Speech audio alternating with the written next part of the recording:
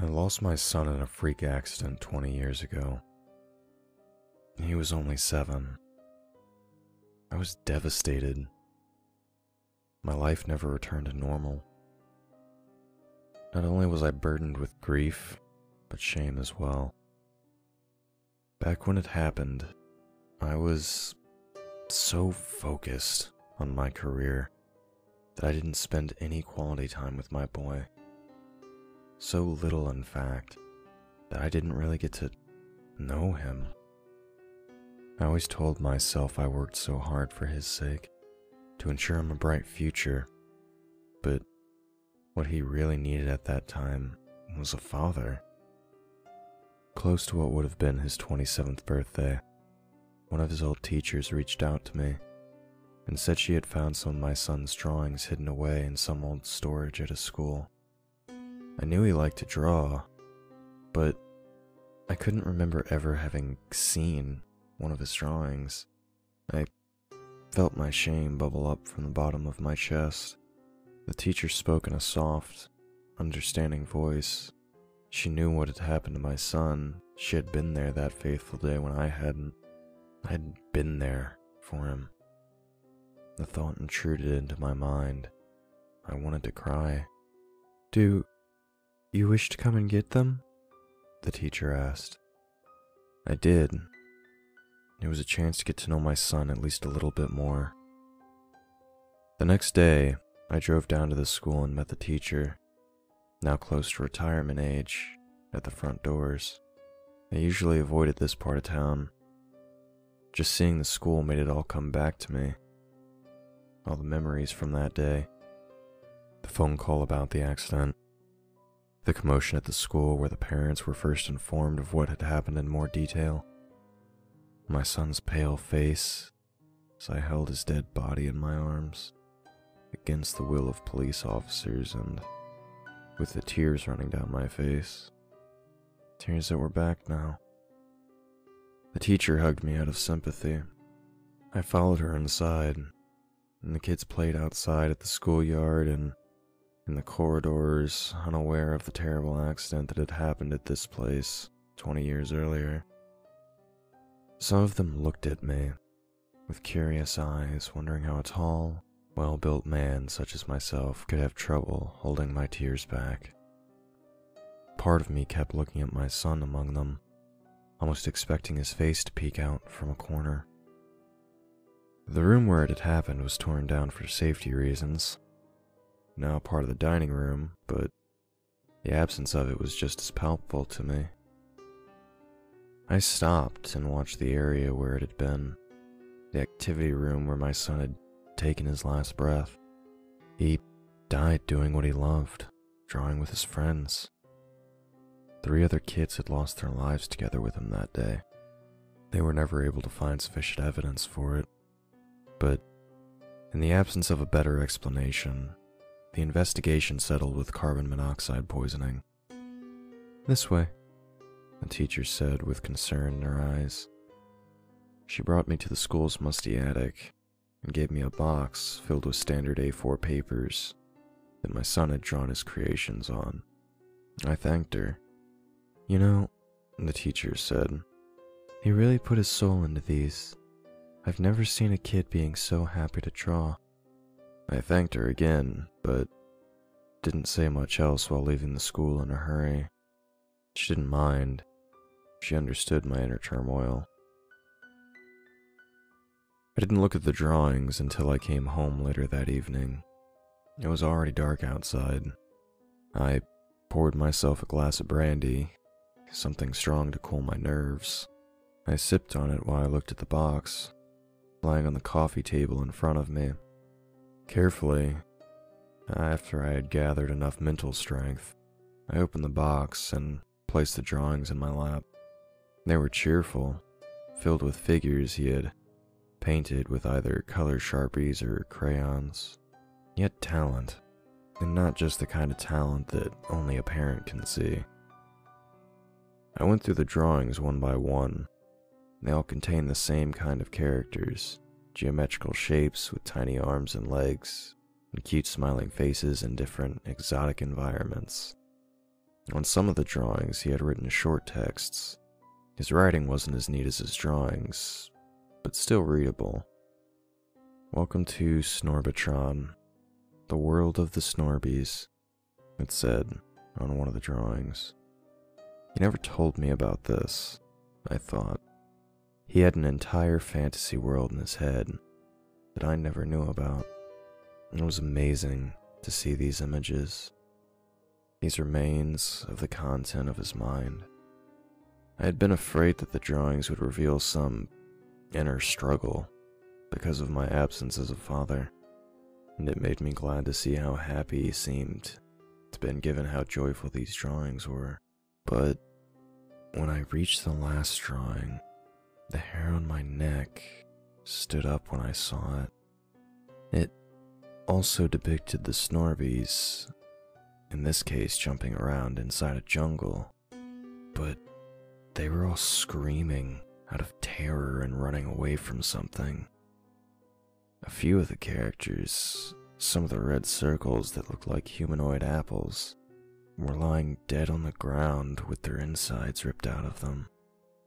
And in the middle of it all, there was a tiny, anonymous door standing on a grassy platform that floated in the air. Could this have been what he drew that day? His very last drawing before he lost his life? Perhaps the carbon monoxide poisoning made him confused before... I shook my head to escape these thoughts, my eyes fixated on the little door. There was something about it that felt a bit off, almost menacing, although I couldn't say why. I moved my hand over the drawing, felt the old paper under my fingertips, and moved them towards the door. It was cold somehow. I wanted to remove my finger from it, but my arm refused to move. Something wasn't right. I felt immensely tired. It became difficult for me to keep my eyes open. I tried to find it, but to no avail, and just a few seconds later, I nodded off to sleep. I woke up to the smell of rotting flesh. Right in front of me, laying in some unnaturally light green grass, was a cadaver of... I couldn't believe it. It was one of the Snorbies, a blue spherical being with the size and shape of an orange. I stood up. I was in shock, unable to think clearly, but I still managed to realize that something impossible had happened. I had been sucked into the drawing. The jungle around me was dense, but I never got the sense that it was large, and the sky seemed to only hang 10 or so meters above my head. The door, now normal size, stood in front of me. I was just about to open it in an attempt to escape back to reality when I heard crying. It came from a child. Could it be? I jumped off the platform that was floating a meter above the ground and slowly walked into the direction of the crying. The humidity was suffocating and it smelled awful. A mixture of decay and feces. It was eerily windless. The thick white clouds in the sky didn't even move. A group of small red and furry balls with large doe-like eyes ran out of the bushes, screaming with squeaky voices, and stopped in front of me. I stared down at them in shock, and in turn, they stared back up at me equally frightened. They took off into the bushes, screaming even louder. I kept moving forward a few meters until I saw an opening, a short distance away from me. That was where the child was. I hid behind the trunk of a palm tree, carefully watching, with my heart beating rapidly in my chest. I hadn't dared to express the thought to myself, but after entering this strange place and after hearing the crying child, I only felt one thing: the intense hope to see my son again. But I didn't recognize the child. It was a young girl, the same age my son had been at the time of the accident, and she wasn't wearing any clothes, although the dirt that covered her body made it difficult to tell. "But I don't want to eat more," the girl said. Cry, baby, cry, baby. The voice came from a grown man out of view. You have to eat them. Don't be like the fools, you hear me? I've told you what happened to them. There was something childish about the man, in the way he expressed himself. What's going on? I couldn't hide forever, I thought, and stepped into the opening. The man stopped in his tracks, obviously shocked to see me. He had a long, messy, and blood-soaked beard. He was naked, exposing his emaciated body under a layer of mud. There was blood dripping down on his thin chest from the beard. The limp body of one of the strange, furry beings hung lifeless from his hand, the large bite taken out of its side. I let my eyes climb from his thin hand to his tired, fatigued face. There were dark circles underneath the eyes, and on top of his head, there was a shiny golden crown. He spoke first. Daddy? Of course. I could see it in his eyes. How? I approached him, tears running down my cheeks, trying to embrace him. You're alive? Here? He took a step back, hiding behind a little girl. The girl looked at me, her lips trembling out of fear. I stopped. Son, I said, you don't know how much I've missed you. My boy. My boy, my boy. I cried so hard I couldn't talk. Where have you been, Daddy? I could see tears forming in my son's eyes as well. I didn't know, I said. I held your body in my arms. You were dead. We buried you. Oh, my son said. What? I said. What is... Maybe that's why we couldn't return, he said. You moved us away from the door. We used to play here when the teachers didn't look. But one day we couldn't go back. But this isn't real, I said. This is magic. I made this place, he said, and stepped forward. You made it? I asked. Yes, I just wish I could remember how I did it. An expression of sadness overtook his face for a moment, but then he smiled almost manically and exclaimed, I'm the King of Snorbatron. Where are the others? I asked. And who is this little girl? I don't know, he said, blushing heavily, and continued in a regretful whisper. She came out of Linda's foo-foo. I looked at the little girl, speechless. Dad? My son asked, afraid of my reaction. Where's Linda now? I continued. Where are the others? I'll show you, he said, and then he looked down at the little girl with an angry frown and said, Go away now. I don't want to play with you anymore. My dad is here. The girl quickly skittered away and disappeared among the trees. I wanted to stop her and tell her she didn't need to be scared, that I wasn't going to hurt her, but I was distracted by all the thoughts spinning around in my head. My son adjusted the crown, smiled, and wiped some of the blood from his beard with his arm. And then he began walking, taking childishly large steps. I grew out of my clothes a long time ago, he said. But my friends didn't. You'll see. They were such fools, he laughed, and yelled, Watch out! The king is coming! The creatures hiding in the bushes screamed in their falsetto voices, utterly terrified. After a short walk, pushing through more and more bushes, we came to what turned out to be the edge of the jungle. At first glance, it looked like the jungle continued, albeit much denser, but in actuality it was an impenetrable wall made out of trees and thorny bushes. I could see all the way to the other side. This place can't be much larger than a football field, I said. It seemed so much bigger before, my son said. He stood close enough for me to smell his breath. It was foul. It's almost as if it has shrunk. He smiled at me, revealing half-rotten teeth. No, son, I said. You grew up. I guess so. I wanted to put my hand on his shoulder to show my sympathy, but there was something in his small, sunken eyes that made me hesitate.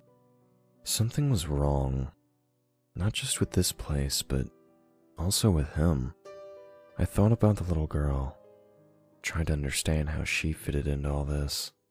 Well, here's Daniel, my son said, and pointed at something sticking out of the wall. He tried to escape from me while we were playing Royal Tag. My heart sank. It was a sneaker, attached to the bones of a leg. He must have tried to push his way through the thorny bushes, desperate to get out of this place, and got stuck in the wall. For the love of God, I said in disbelief. He's dead. He was a fool. They both were, my son said. Except for Linda. She was okay, I guess. Why were they fools? I asked. What happened here? They didn't want to play with me.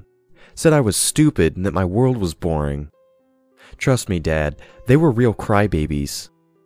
A look of content appeared on his shabby face. You didn't hurt them, did you? I asked. My son didn't say anything. He just stared down at his dirty feet and blushed, just like the schoolboy he had been back when he vanished. And your other two friends? I asked. Where are they? Jonas is over here, my son said. He tried to take Linda away from me, so I pushed this boulder right on top of him. The skeleton of a boy, dressed in a Mickey Mouse t-shirt, lay on the ground. A large rock had been tipped over the head. You murdered him, I yelled, out of anger as much as out of shame, as a father to what was clearly a deranged man. I saved Linda, he said. Where is Linda now? He blushed again, unwilling to speak. Well, I said. Where the hell is she? He teared up. I didn't know what to do, Daddy. Her mummified body leaned against a tree in the middle of the jungle. She was naked, and her legs spread apart. By the looks of it, she couldn't have been older than 15 years old. She just kept bleeding from her foo-foo, my son said, now crying softly. We were supposed to be king and queen. I'm so sorry all of this happened to you, I said. I'm so sorry I wasn't there for you. It's okay, Dad, my son said. You're here now, aren't you? Now we can finally play together. Forever. He smiled again, switching from one emotion to its opposite in less than a second, almost as if his sadness had been nothing more than a mask that he could replace with another in an instant. Was this who he had become after spending his entire life in this confined jungle? Or was this who he had been when he arrived here all those years ago? I was still in shock, especially after seeing Linda's body, but I was finally able to connect the dots. The little girl, I understood who she was now. My granddaughter. We need to get you and that little girl out of here, I said. This isn't real, son. We need to get back to the real world. I don't want to go back to your stupid world with all the boring rules and mean teachers who tell me what to do. I looked at him empathetically, but also with concern in my eyes. You're an adult now, I said. It will be different for... Here, I make all the rules, my son shouted. Here, I am the king. He laughed maniacally. Let me show you my castle, Dad. There was genuine pride in his eyes when he talked about it. He truly believed in his own megalomaniac words. The castle, hidden away in the glade of palm trees, stood in a small island in a pool of gleaming water. It was made out of light blue rocks, just like from a fairy tale. But it was the size of a play castle. 2 fluffy, potato-sized figures stood guard at both sides of the gate. They held tiny spears in their little hands, and both of them were cross-eyed. "That's Florb and Plorb," my son said. "They work for me, so I don't eat them." He looked at them with a threatening stare and added, "Unless they disobey me." He laughed, and the creature said something incomprehensive in a language that sounded like pretend English on helium. Even though I couldn't understand them, I could still see that they were trying to sound cheerful while hiding in absolute terror. "Wait here," my son said, and crawled inside the castle. "Listen, son," I said, but he was gone before I could finish the sentence. "This is gonna be so fun!" And I heard my son giggle from inside the castle. He came out of it with a long sword. "Whoa!" I said, and took a step back. "What are you planning on doing with that?" "Relax, Dad," my son said, and fixed the crown on his head. "It's a game. I used to play it with the crybaby all the time. But she's always whining and, well, crying. It's so annoying. She's your daughter. Doesn't she have a name?" "Daughter?" He looked like a living question mark. "What are you talking about? She came out of, I know. Linda's foo-foo." I closed my eyes out of frustration and embarrassment. "Didn't the teachers tell you about, you know, the birds and the bees and all that?" "I don't know what you're talking about," he insisted. "Do you know what he's talking about, Florb?" The creature noticed Florb look up at my son like a shameful puppy and uttered some nonsensical sounds. "Me neither," my son said. "But her name is Crybaby because she's crying all the freaking time." "Who raised her?" I asked. "How did she survive?" "The Snorbies took care of her underground," my son said. "My God," I said. "And now you're forcing her to eat them?" "Enough about the Crybaby," my son said in sudden anger. "I want to play Royal Tag now. And since I'm the king, you're it." He raised his sword. "I don't want to play any games," I said. "I'm your father. You have to listen to me. You can't just order people around like, but that's what you did, Dad," my son said, now smiling. "You told me what to do all the time, and never let me do anything fun." "I'm sorry I wasn't there for you when you truly needed me," I said. I'm sorry I wasn't a better father to you. But this isn't right. If you don't want people to hurt you, you should understand that they don't want to be hurt either." My son pretended to yawn. "I don't understand any of your boring words. I'll count down from 10, even though I can actually count down from 100. And then I'll come after you, okay?" "No," I said. "Let's try to get back. There must be a way." 10! My son yelled. "Why aren't you listening to 9? 8? "Hey!" I tried, but it was useless. 7! "Oh, for crying out loud," I said and walked backwards. "That's it! Run! 6! 5! And there was no way to get through to him. I turned around and ran into the jungle, hearing my son counting down to 0, and then charging after me, screaming like a maniac. I was panting. My first thought was to find the door again. I wanted to get out of this nightmare. My son had lost his humanity, or never gained it in the first place. However much it hurt me to admit, there was no hope for him, even if there was a way to get him out. I kept frantically searching for the door, thinking about this when I accidentally stepped on one of those creatures. It squeaked like a dog toy under my foot. I looked down at it. It crawled half a meter before it died. I thought about how they had taken care of my son's daughter, my granddaughter. I couldn't just leave her here. "I'll find you." It was close. I tried to remember in what direction the girl had run as I pushed through the mysterious make-believe jungle. The miniature creatures, the so-called Snorbies, were running crisscross in front of my feet, and some of them were even flying around with the help of tiny propellers on their heads. The reflection of my son's crown glistened in the corner of my eye. I turned around. He leaped forward, swinging his sword in front of him, and in doing so, cutting some of the flying creatures in half, which made him laugh uncontrollably. "Oh, this is fun!" he yelled. "You won't be able to get away!" "Why can't we play later?" I yelled while running towards the corner of the jungle, where I thought the girl might have hidden from her lunatic father. "Why can't we get out of—" "But I've already waited years for this, Daddy!" I found the girl on a floating platform. She sat under a palm tree with blue leaves, petting one of the apple-like creatures. She froze with fear when she saw me. My son was approaching fast.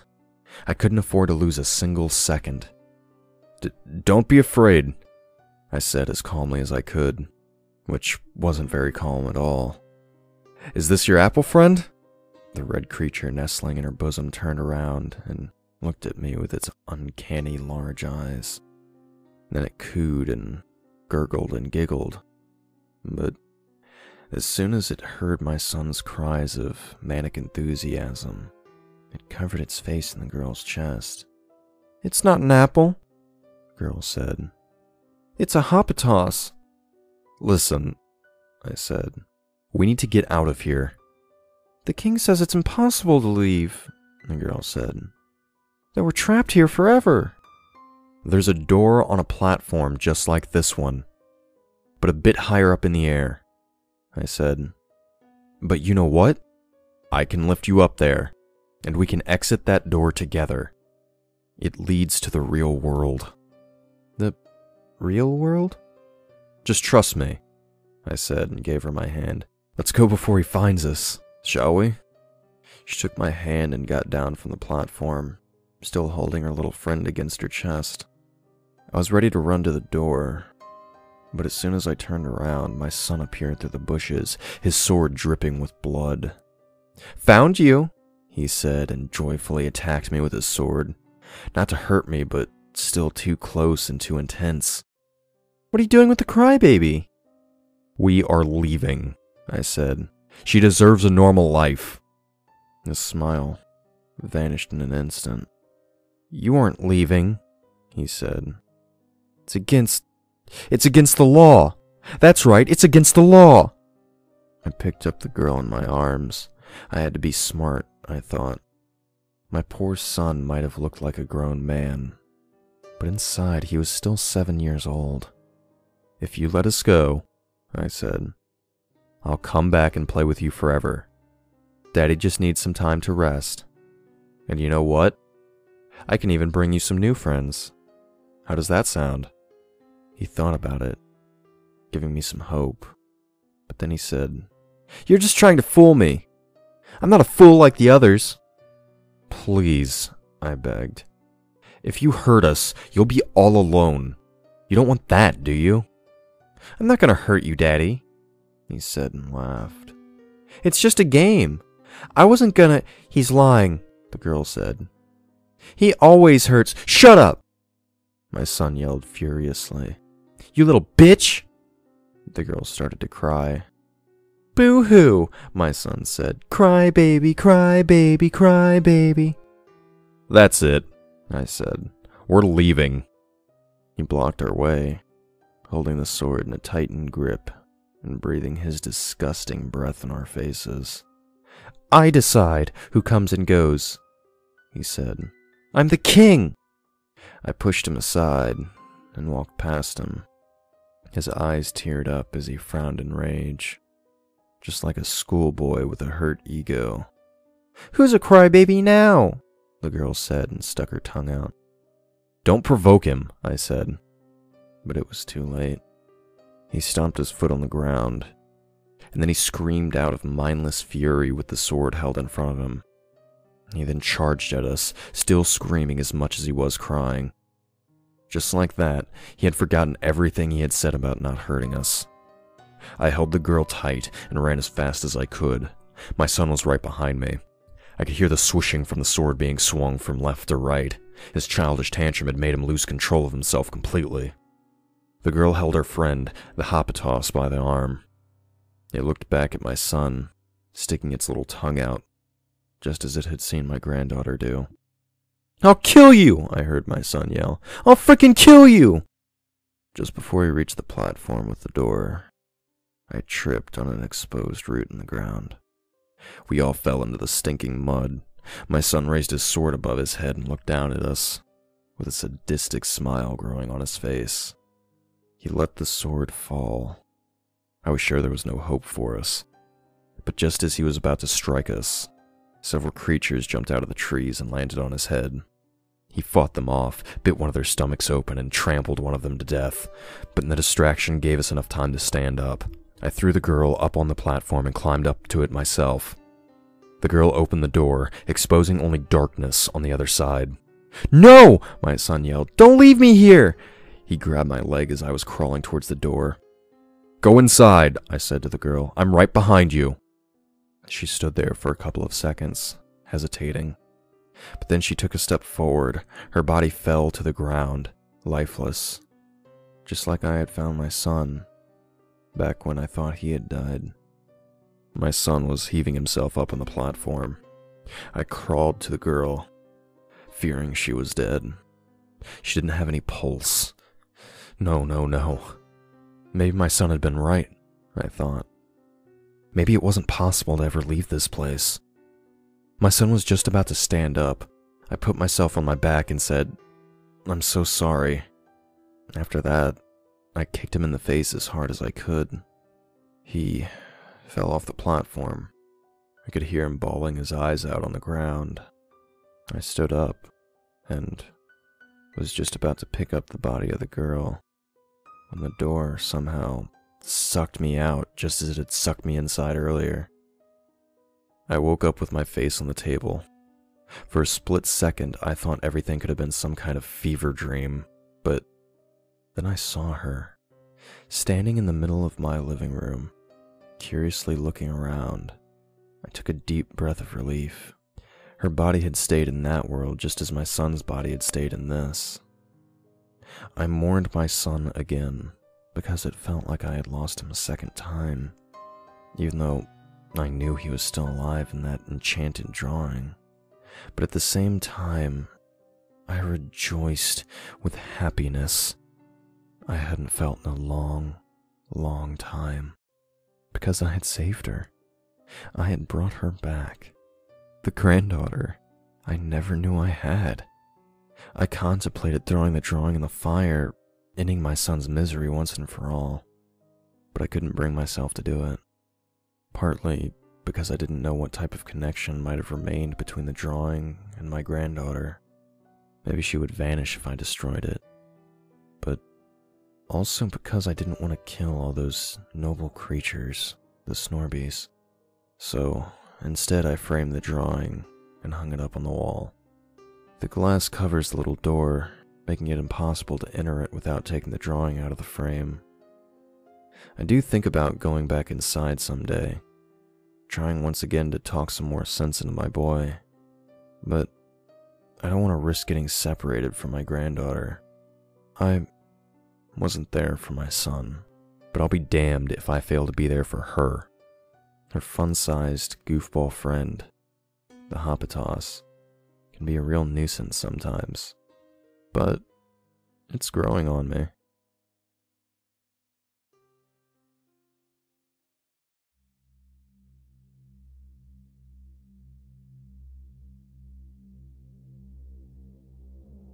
Chronicler here. We here at Creepy Spaghet would like to thank Odd Directions for allowing us to tell their story. If you enjoyed this story, be sure to subscribe to stay updated on these terrible tales, and make sure to check out the author in the links below. If you're interested in having your story narrated, be sure to reach out to our humble overseer as he continues his journey to pull the darkest stories from the infinite depths of the internet. Until next time, fiends. And remember, we are darkness.